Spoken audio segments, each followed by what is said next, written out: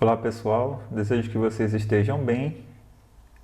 Esse é o nosso primeiro vídeo na nossa playlist aí, onde a gente vai tratar da certificação OSCP, desde a sua aquisição, né, a compra do voucher e do treinamento, até a realização do exame, né? Então a gente vai pegar todo esse caminho, né, que o aluno ele precisa trilhar aí, e a gente vai destrinchar aqui passo a passo para ver as possibilidades, né, ou melhores possibilidades aí de se obter sucesso nessa jornada, ok?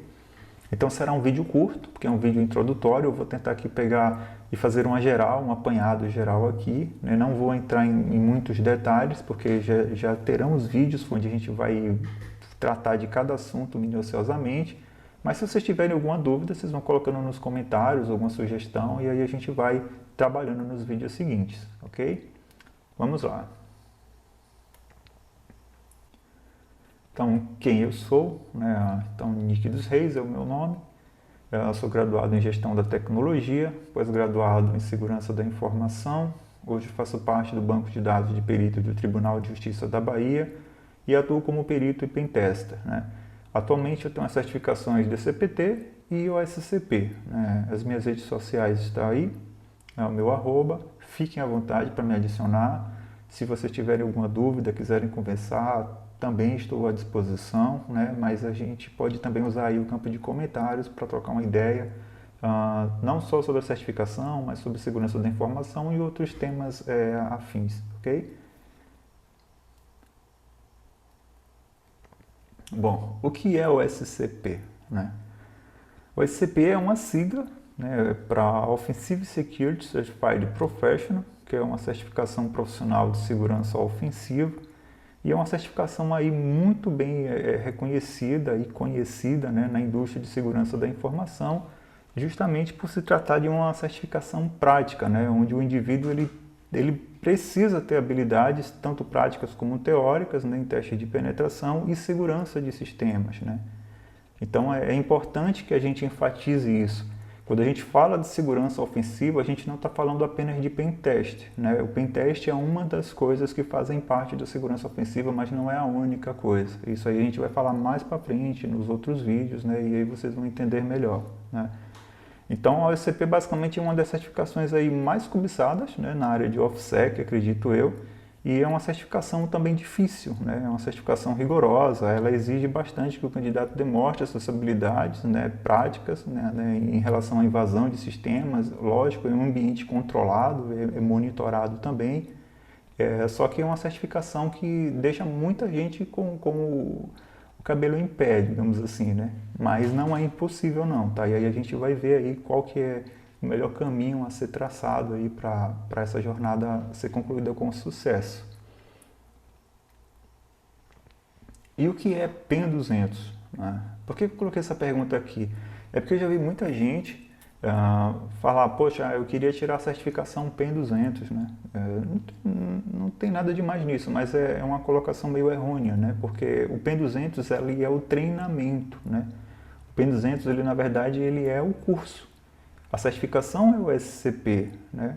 Então o P200 ele é o antigo PWK. O PWK significa Penetration Test with Kali, que é Pentest com Kali, né? Com sistema Kali. Mas esse curso, esse treinamento, ele basicamente ele é projetado para que o aluno ele se prepare para a certificação SCP, né? Então ele vai enfatizar habilidades técnicas, invasão de sistemas e redes, e o curso basicamente é uma combinação de aulas teóricas e práticas também, e inclui desafios no final de cada módulo. Então, sempre que você termina um módulo, você vai fazer um exercício prático referente, né, àquele assunto que você estava estudando, né, para poder validar ali aquele conhecimento que você adquiriu, tá? E óbvio, a conclusão bem-sucedida desse curso, ele basicamente é uma das etapas necessárias aí para que você possa obter a sua certificação SCP. E o que significa try harder, né? Bom, try harder é uma frase comumente associada à empresa Offensive Security e às suas certificações. Não é só o SCP, né? Todas as certificações. E você já deve ter ouvido, ou já deve ter visto alguém usando essa frase, principalmente quando é aprovado, né, no exame, coloca lá no LinkedIn ou nas suas redes sociais, né, try harder. E muita gente fica viajando, né? Pô, mas o que é isso? O que é que significa isso e tal? Tem até uma música bem bacana que eu vou colocar aqui na descrição para que vocês também tenham uma melhor compreensão disso. Mas no contexto de segurança da informação, essa frase ela é utilizada como se fosse um lembrete ali para o aluno, para o candidato, né, de que o caminho para o sucesso ele não é fácil, tá? E que ele precisa se esforçar, ele precisa se dedicar, né, para poder alcançar os objetivos ali dentro daquele treinamento. E a fase Try Harder meio que incentiva os alunos a se esforçarem mais, a serem mais persistentes, né, a não desistirem mesmo diante dos desafios, das dificuldades, né, que vem junto com essa jornada.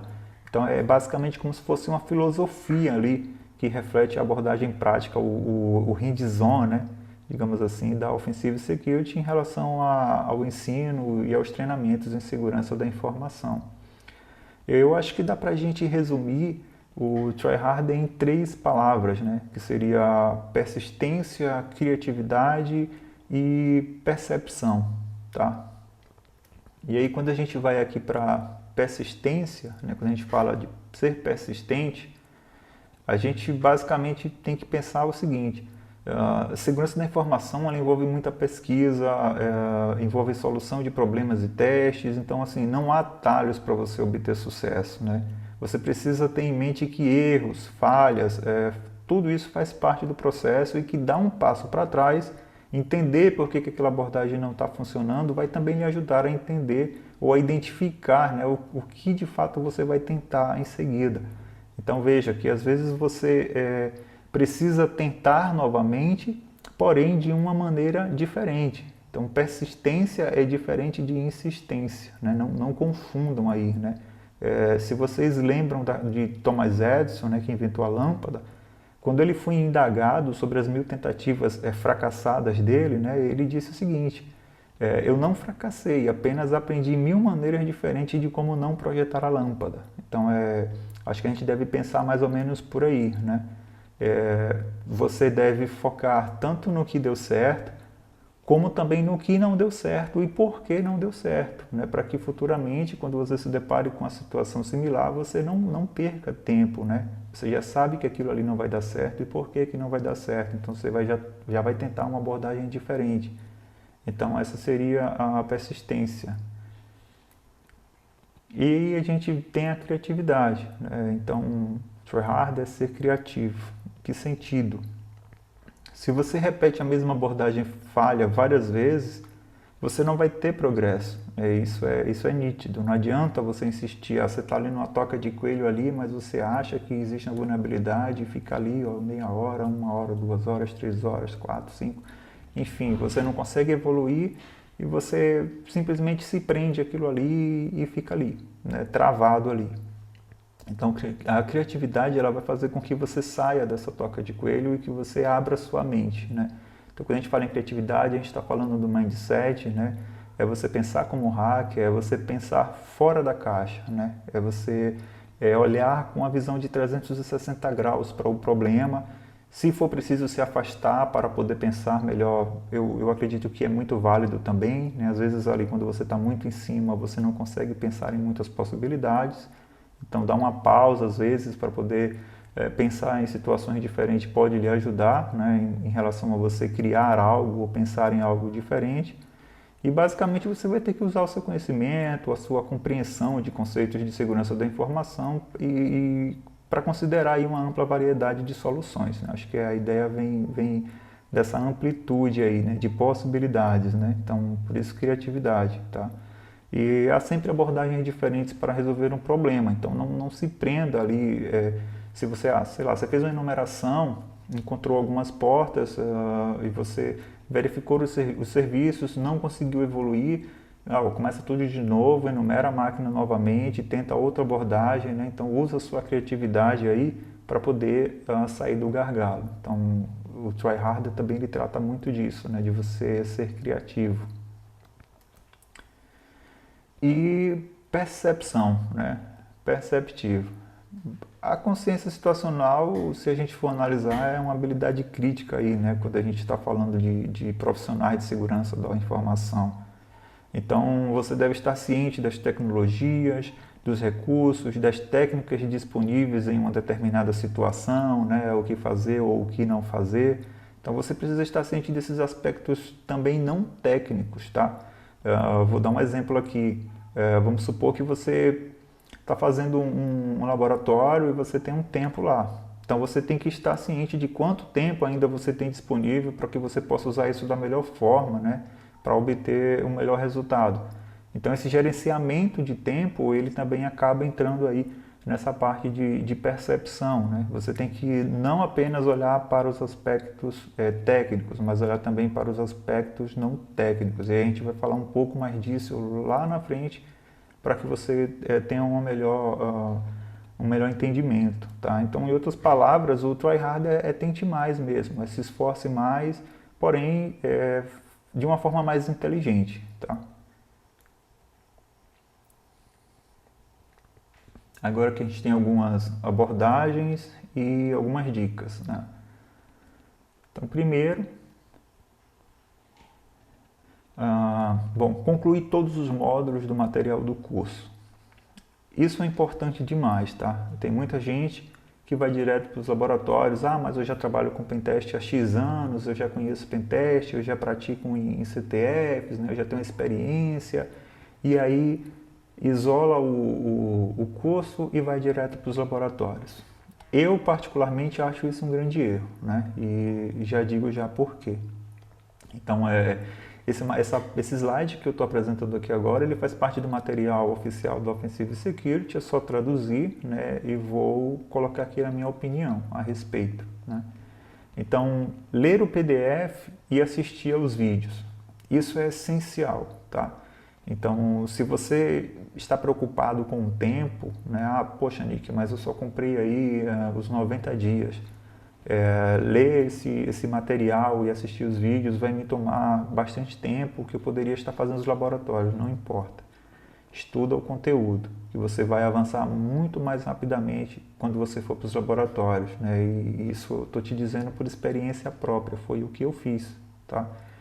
Então, praticar os passos ilustrados nos módulos do curso. Por que praticar, né? Tem muita gente que se ilude, baixa aí a apostila na internet, né, do curso do treinamento, estuda autodidaticamente e fica na ilusão de que conseguiu consumir todo aquele conteúdo, que conseguiu aprender. Mas, na verdade, isso não existe, né? Todo o conteúdo que você estuda, quando a gente fala de pentest, principalmente, esse conteúdo ele precisa ser colocado em prática, né? Porque pentest é prática, né? Não adianta você só estudar a teoria, né? Você tem que colocar a mão na massa. Então, quando você pratica ali os passos, você está se familiarizando com ferramentas, com comandos, você vai se deparar com problemas, com erros, né? Uma ferramenta ela não vai funcionar, de repente é por causa da versão ou por causa de algum parâmetro que mudou em sua atualização. Então, esses problemas vai fazer com que você vá para a internet pesquisar. Nessas pesquisas você já vai aprender mais coisas que vão agregar aí no seu conhecimento, no seu know-how. Então, tudo isso ele tem que ser observado, né? Então, não é só o fato de você ler a apostila e entender o que está ali na apostila. Não, você tem que colocar tudo aquilo ali em prática, tá? E tomar notas, né? Então, eu acho que tomar notas é uma das coisas principais, né? É fundamental. Afinal de contas, o conteúdo dele é muito extenso. Então, acaba sendo muito difícil você conseguir memorizar tudo aquilo, né? Só se você tiver uma mente aí, nossa. Mas, enfim, tomar notas de tudo, né? E quando eu digo tomar notas de tudo, é tudo mesmo, né? Tudo que você achar relevante, tudo que você achar um ponto alto ali, importante, vai lá, registra. Se possível com suas palavras, do jeito que você entendeu, né? E de maneira organizada, de maneira ali com hierarquia, tudo bonitinho, para que você possa usar futuramente esse material até mesmo como consulta no seu dia a dia, no seu trabalho, nos laboratórios, no próprio exame, né? Já que ele é handbook, né? Você pode é open book, né? Quer dizer, você consegue aí fazer com a consulta, tá? Então, tomar notas é essencial. E aí a gente vem aqui para o número 2. completar os exercícios para cada módulo. É o que eu acabei de falar, né? Quando você coloca em prática o que você aprendeu na teoria, você consolida o aprendizado, né? Então, quando você apenas fica com conteúdo teórico, quando você precisa pôr em prática algo, você provavelmente vai ter dificuldade. E ir para a prática também sem entender os conceitos teóricos não vai te levar a lugar nenhum, né? Então você tem que ter os dois ali, né? Tem que trabalhar a teoria e prática articuladas, tá? Documentar os seus exercícios, né? Ou seja, fazer um passo a passo ali, um write-up de tudo que você fez para chegar à solução. Por que isso é importante? Porque se tiver algum erro, né? Se deu algum erro, você já vai ter documentado aquilo ali também. E lá na frente, quando você se deparar com aquele erro, você já vai lá naquela sua anotação e vai ver como que você resolveu aquele erro. Então, todo o material que você vai gerando, ele pode ser utilizado depois por você mesmo, né? Como consulta, um material de consulta ali no dia a dia. Então, acho que é essencial você documentar cada passo, até porque tudo que é passado, né, nos exercícios, nas atividades, você vai usar nos laboratórios, né? E provavelmente uma ou outra coisa você vai estar usando também no exame. Então é super importante que você documente os exercícios, né? O que você fez para resolver cada um deles, tá? E aí a gente vai para tentar resolver as milhas extras. Bom, as milhas extras são exercícios que não possuem flag, né? São exercícios extras que estão lá disponíveis no material, não tem obrigatoriedade de fazer. Mas esses exercícios eu acho que vocês deveriam dar um pouco de ênfase neles, né? Deveriam olhar para eles com mais carinho, porque tem algumas coisas que de fato vocês vão precisar usar bastante e estão justamente nesses exercícios, né? Eu acredito que isso foi feito propositalmente, né? Para ver se o aluno ele iria fazer aquele exercício lá e aprender aquela habilidade.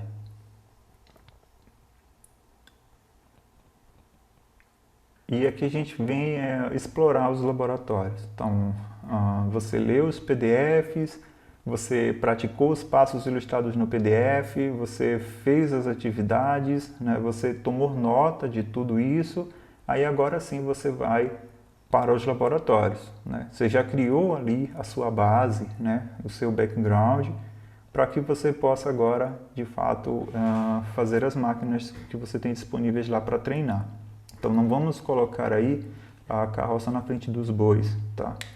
Então, seguir a trilha de aprendizagem, né? Isso é super importante. Essa trilha de aprendizagem é um link, uma página que tem lá com algumas máquinas e eles passam alguns detalhes dessas máquinas, né? Para que você tenha mais facilidade, digamos assim, em abordar esses hosts, né? Então, se não me engano, são 7 ou 8 máquinas lá, com alguns detalhes. Lógico, não são dicas, né? Mas são insights, são algumas informações, digamos assim, para que você já saiba por onde começar e saiba o que é que tem ali naquela máquina, né? Que sistema algumas coisas desse tipo. Então, eu vou deixar esse link também na descrição aí do vídeo para que vocês entendam melhor.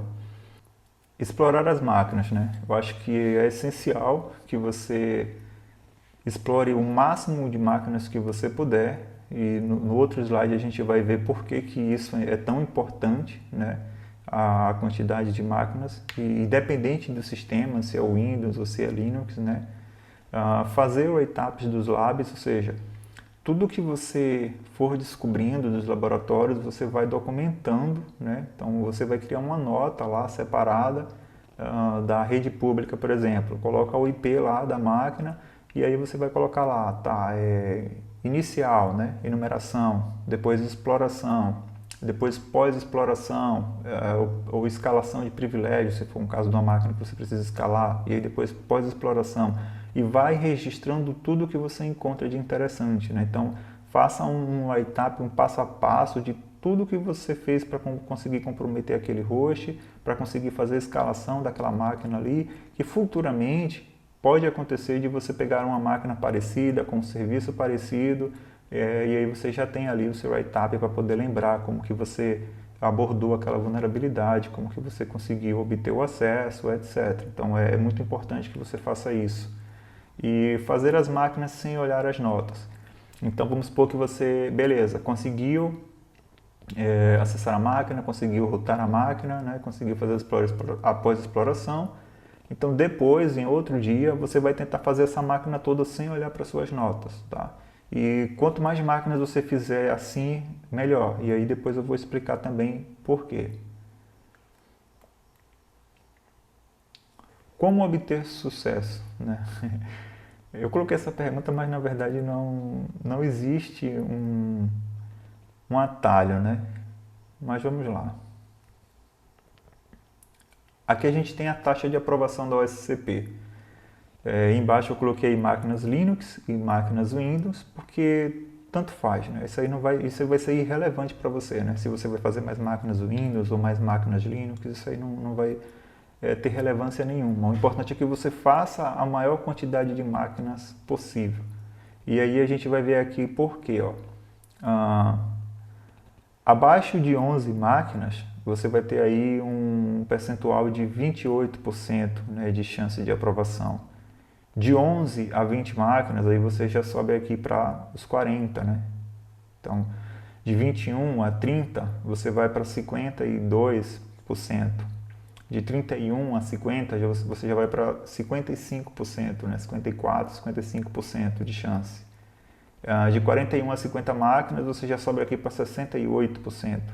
67, 68, né? De 50 a 60 máquinas, você já vai para 74%. Então veja que conforme você vai aumentando a quantidade de máquinas, vai aumentando proporcionalmente também as suas chances de aprovação, né? Então de 60 a 70 máquinas, você já sobe aí para 86% de chance de aprovação.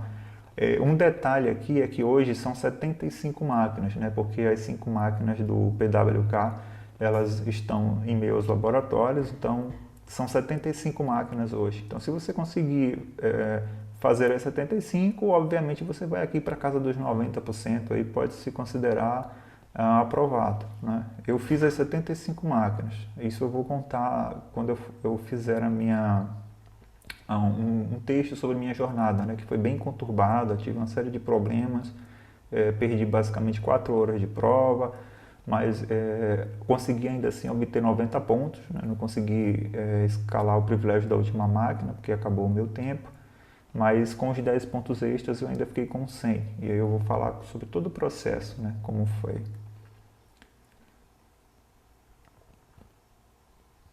Bom, e aí a gente tem aqui as alterações do exame OSCP.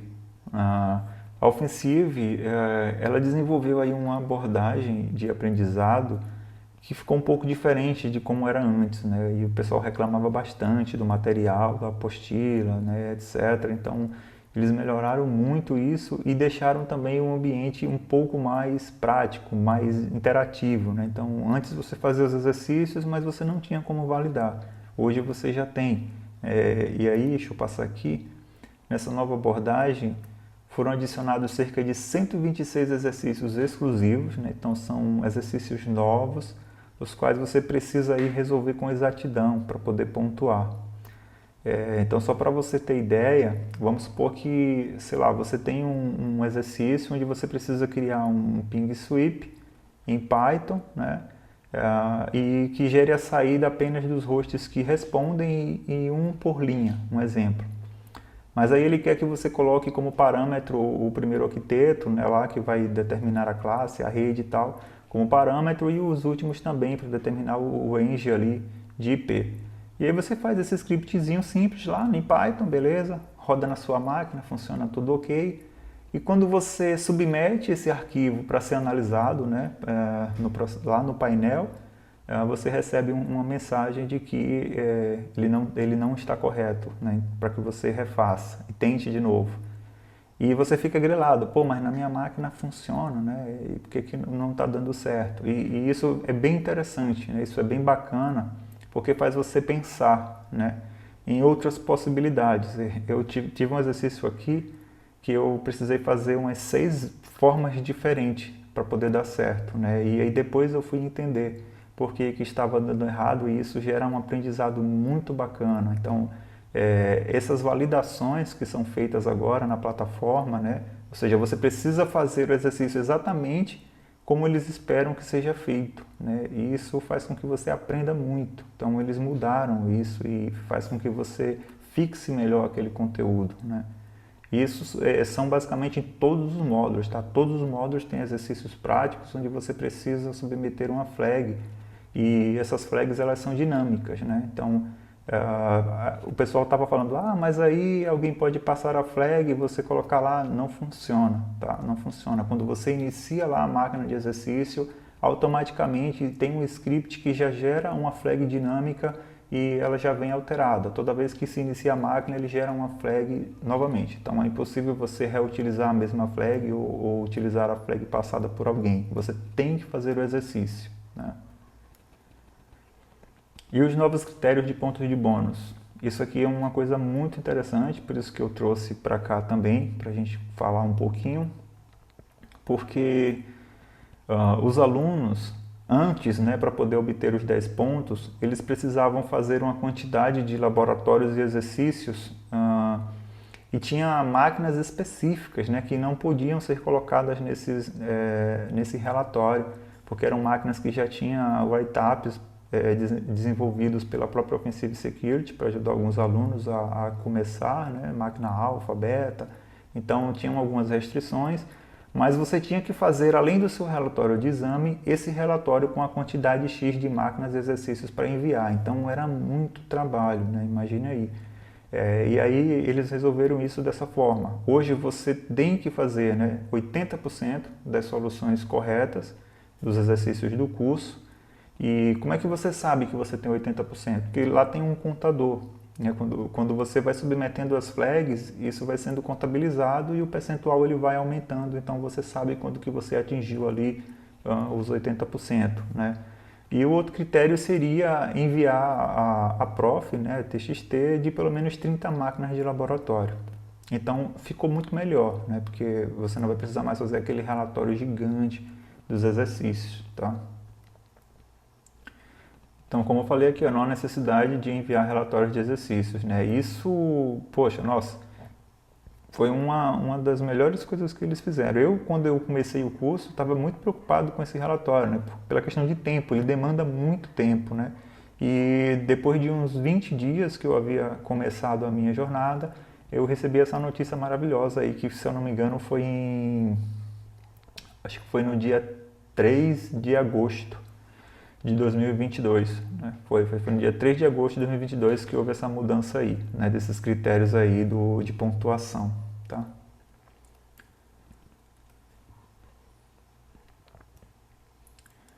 Bom, o novo exame ele tem a seguinte estrutura.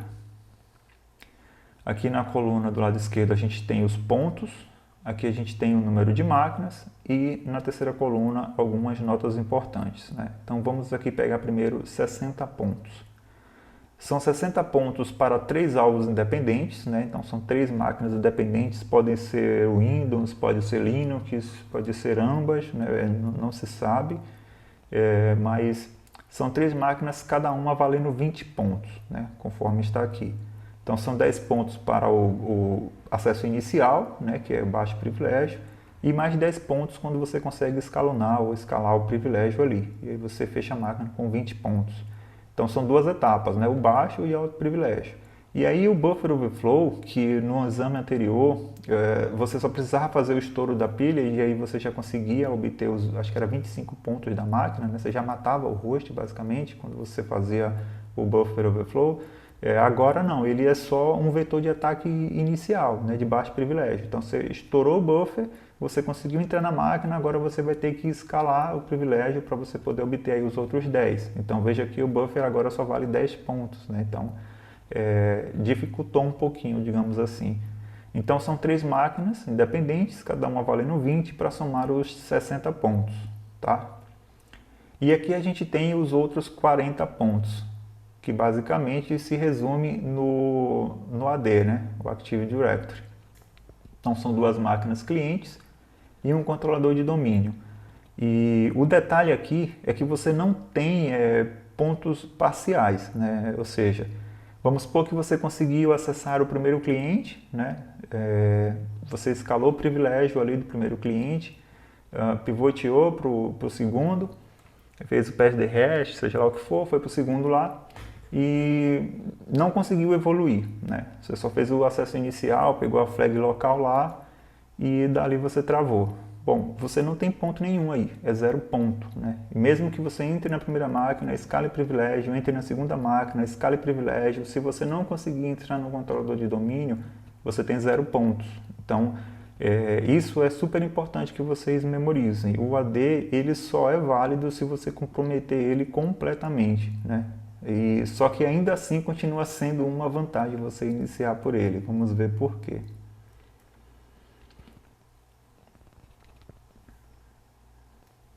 Então, por que primeiro o AD, né?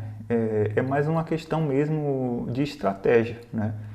A OSCP, ela não vai testar apenas as suas habilidades técnicas, né? Tenha isso em mente, né? Ela vai testar uma série de outras coisas, a sua mentalidade, né? O seu mindset, sua forma de pensar, vai testar o seu estado de espírito, a sua concentração, vai testar o seu gerenciamento de tempo, a sua organização, e aí a gente entra na parte de notas, né? De tudo que você anotou e como você organizou isso para que você possa ganhar tempo.